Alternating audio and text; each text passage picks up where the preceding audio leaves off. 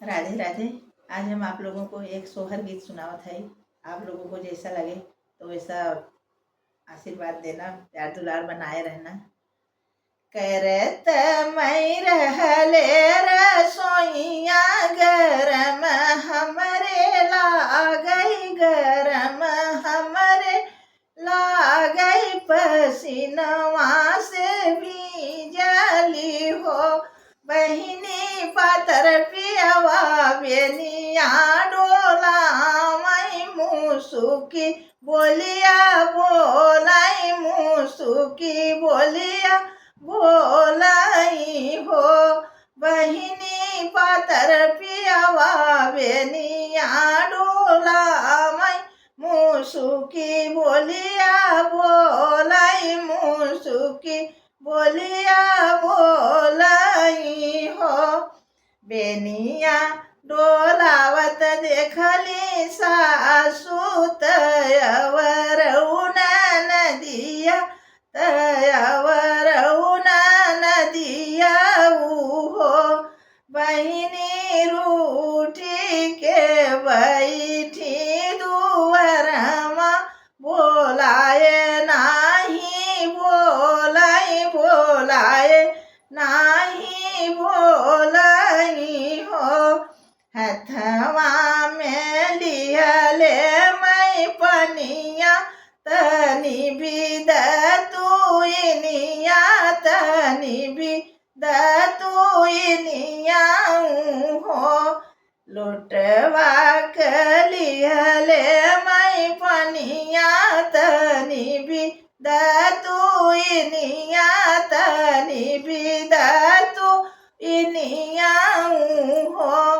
सासू कइले तिहु तुहु दतुइनिया, खरैया तोहरे होई है, खरैया तोहरे होई है हो। सासू कइले तिहु तुहु दतुइनिया, भोजन बेलवा होई गा, भोजन बेरिया होई गए हो।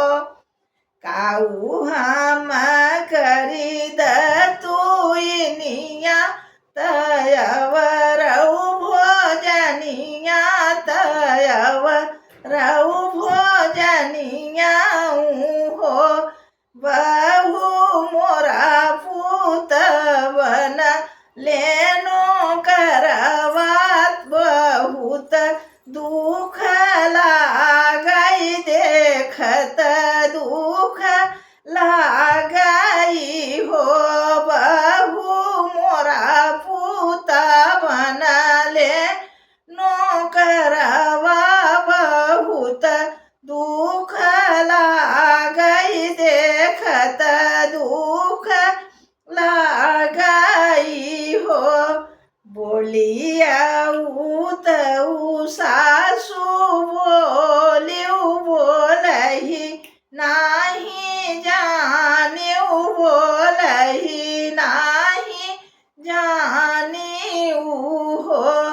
सासू जय दिन पिया डर ले से नूरवा वही रे दिन से नो करवो हीरे दिन से नो करवो। सासू जही दिन डाले से नूरवा वो हीरे दिन से नो करवो हीरे दिन से नो करवो। करत मैं रहले रसोइया गरम हमरे लागई, गरम भल लागई हो बहिनी पातर पियवा बेनिया डोला मई मुसुकी भल मारई, मुसुकी भल